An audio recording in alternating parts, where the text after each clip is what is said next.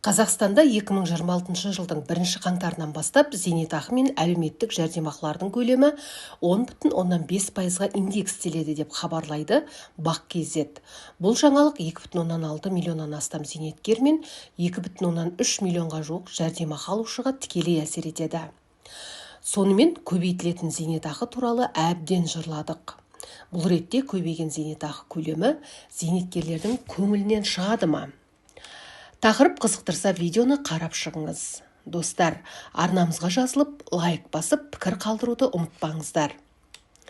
Еңбек және халықты әлеуметтік қорғау министрлігінің ресми сауалымызға берген жауабында келесі жылы әлеуметтік төлемдерге 6,8 триллион теңге бөлінетіні жазылған. Бұл 2025 жылмен салыстырғанда 860,5 миллиард теңгеге артық. Оның ішінде 622,6 миллиард теңге зейнетақы мен жәрдемақы көлемін өсіруге, 237,9 миллиард теңге алушылар санының артуына байланысты бөлінеді. Қандай төлемдер өседі? 2026 жылы келесі әлеуметтік төлем түрлері 10,5%-ға өседі. Ынтымақты және базалық зейнетақы төлемдері, мүгедектігі бар азаматтарға арналған жәрдемақылар, асыраушысынан айырылғандарға берілетін мемлекеттік әлеуметтік жәрдемақылар, көпбалалы отбасыларға арналған жәрдемақылар, бала туу, 1,5 жасқа дейінгі күтім, мүгедек баланы тәрбиелеу, көпбалалы аналар мен отбасыларға, арнаулы мемлекеттік және кәсіптік жәрдемақылар, бірінші топ мүгедегіне күтім көрсетушілерге берілетін төлем, номері 1 және 2 тізімдер бойынша арнайы жәрдемақылар, қайтыс болған азаматтарды жерлеуге арналған төлемдер. Бұл өзгеріс не үшін жасалып отыр? Мақсат инфляцияның әсерін азайтып, азаматтардың табысын нақты деңгейде сақтау. Үкімет әлеуметтік қолдаудың қолжетімді болуын және өмір сүру сапасын арттыруды көздеп отыр. 2025 жылғы төлемдер мөлшері қандай? Ең төменгі күнкөріс деңгейі 46,228 теңге. Ең төменгі зейнетақы 62,771 теңге. Ең төменгі базалық зейнетақы 32,360 теңге. Ең төменгі жалақы 85,000 теңге. Айлық есептік көрсеткіш 3,932 теңге. Бүгінде айлық есептік көрсеткішті әлеуметтік төлемдерді есептегенде қолданады. Мәселен, бала туғанда берілетін жөргекпұлдың көлемі 38 айлық есептік көрсеткішті құрайды. 2024 жылы бұл көрсеткіш 3,692 теңге, ал жөргекпұлдың көлемі 140,296 теңге болған.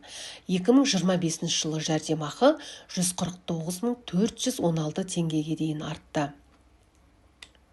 Бала туғанда және бала күтіміне төленетін жәрдемақы.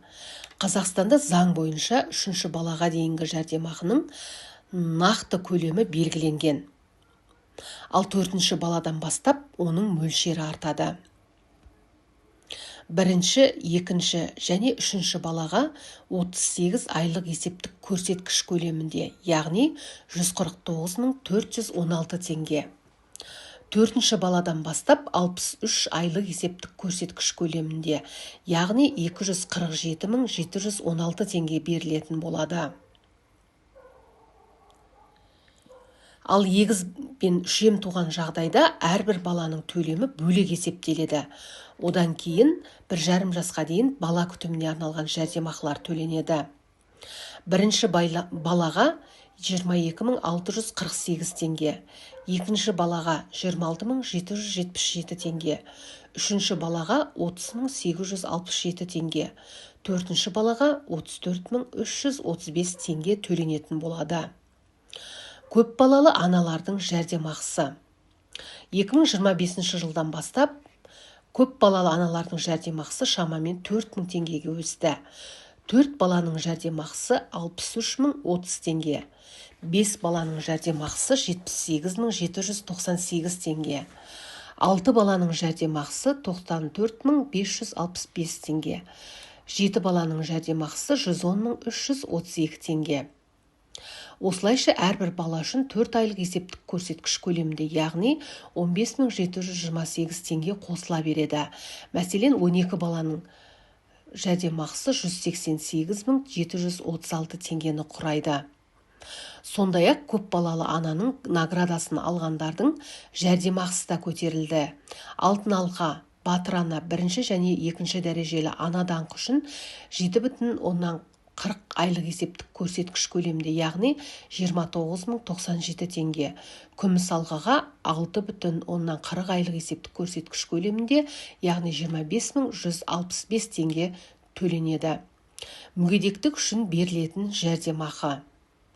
Мүгедектігі бар азаматтардың жәрдемақысы ең төменгі күнкөріс деңгейімен есептеледі. Сондықтан олардың төлемі 4,5 мың мен 6 мың теңгеге өседі. 7 жасқа дейінгі мүгедек балаларға 74.428 теңге. 7 мен 18 жастағы мүгедек балалар мен одан үлкен азаматтарға бірінші топ 101.702 теңге, екінші топқа 84.598 теңге, үшінші топқа 74.428 теңге болады.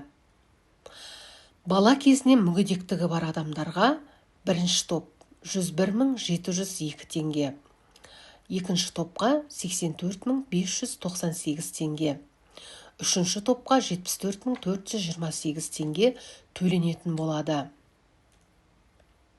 Бұдан бөлек мүгедектігі бар баланы тәрбиелейтін ата-анаға және бірінші топтағы мүгедектігі бар адамға күтім жасайтындарға мемлекеттік жәрдемақы қарастырылған. 2025 жылы оның көлемі 74.428 теңге болып белгіленген болатын.